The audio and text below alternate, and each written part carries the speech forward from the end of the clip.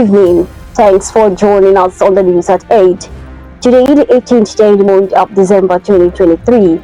I am Grace Lopez Oyekachi. First, the major headlines. On Christmas, IPOP raises alarm over plan to cause insecurity.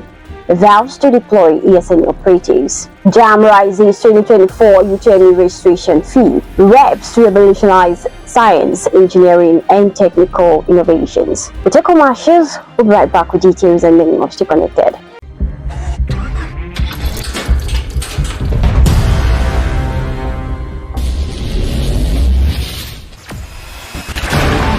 Experience the smooth and strong feeling that consistently surpasses expectation.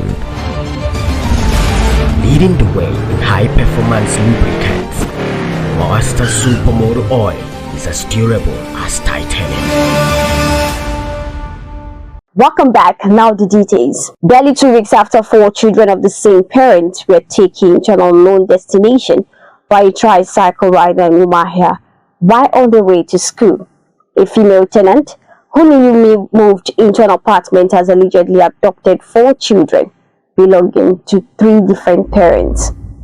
The kids named Chioma, age 6, Obonne, age 6, Miracle, age 5, and Joy, age 3, were adopted by 2 unidentified tenants who moved into a compound at Walaka Street, Balsa Road in Umahia, capital of Abia State. ABN TV reports that the alleged adopters in the latest case disguised as genuine tenants who rented and paid for a room in the building where the families lived. The governor of Imo State, Hope Uzodinma, has urged youths in the state to shun methamphetamine, otherwise known as mpumiri, and other forms of illicit drugs. The governor advised an enlightenment on drugs organized by the National Drug Law Enforcement Agency, NDLEA, in collaboration with the Kukoma Sports Development Foundation at Ezehite Mbise, Kasu area of Imo State. Hope Uzodinma, represented by his special advisor on narcotics and illicit drugs monitoring, Chief Eze Chuko Obonna,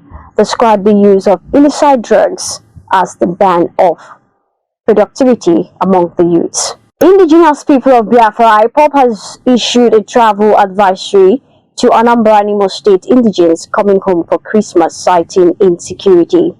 The group said it has uncovered a plot to orchestrate insecurity in the zone, but are sure that it will also deploy operatives from its arm wing, Eastern Security Network, to ensure the protection of returnees. The statement says Biafrans should not be intimidated by sponsored criminals from not returning home for Christmas. However, he advised that the people should take the following travel advice seriously and be on their guard. The Court of Appeal sitting in Abuja on Monday affirmed the re-election of Governor Hamadu Fentari of Adamawa State. The appellate court, in an unanimous decision by a 3-member panel of justice, dismissed an appeal that was filed by a candidate of the All Progressive Congress (APC), Senator Aisha Dahiru Binani, even as it awarded 1 million naira in costs against her. The court held that the appeal was vague, adding that it found no reason to set aside the earlier judgment of the Adamawa State Council Election Petition Tribunal, which upheld the declaration of Fentari of the People's Democratic Party (PDP) as the winner of the gubernatorial contest. The registration cost for the Unified Tertiary Matriculations Examination for 2024 has been raised by the JAM Joint Admissions and Matriculations Board. According to an official release, the reversed registration costs are as follows. The cost of registration for the UTME is 7,700 if a mock exam is included, and 6,200 if it is not.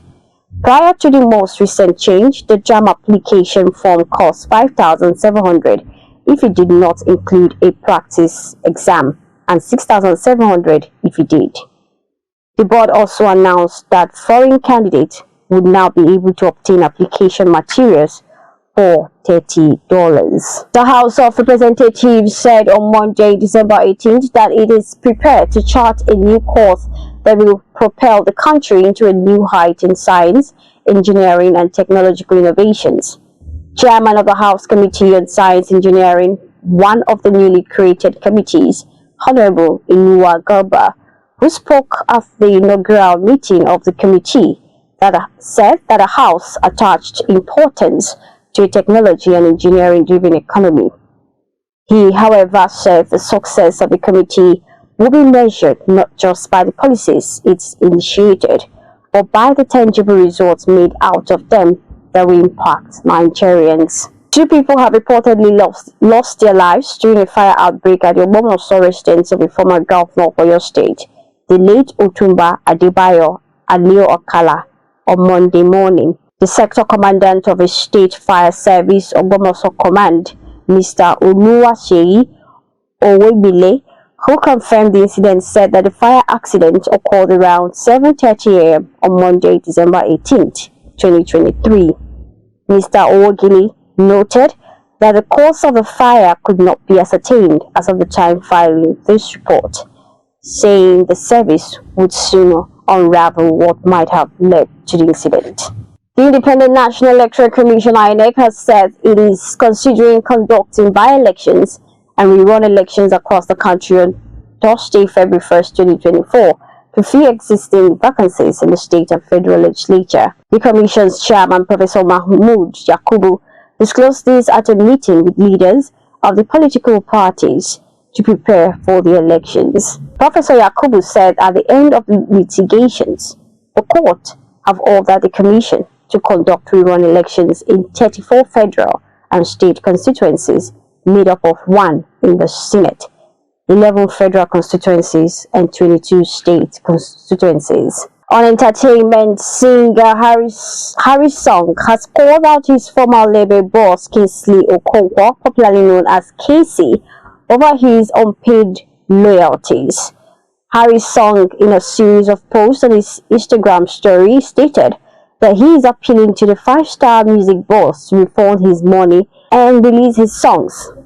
Sharing more, he claimed that for over 7 years now he has been collecting 100% of his royalties and has taken right over his song.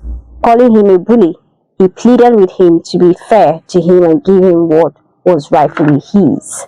On the foreign scene, the President of the United States of Nigeria, Joe Biden, left the scene of a car crash unhurt after a car rammed into an SUV that was a part of his presidential convoy on Sunday night. Videos of the incident circulating on social media on Monday showed President Biden staring in shock for a few minutes before the Secret Service agent hurried him into a car and drove him away. Still on the foreign scene, at least 61 migrants were missing and presumed dead after their boat sank off Libya's coast, the International Organization for Migration said on Sunday, in the latest such tragedy of North Africa.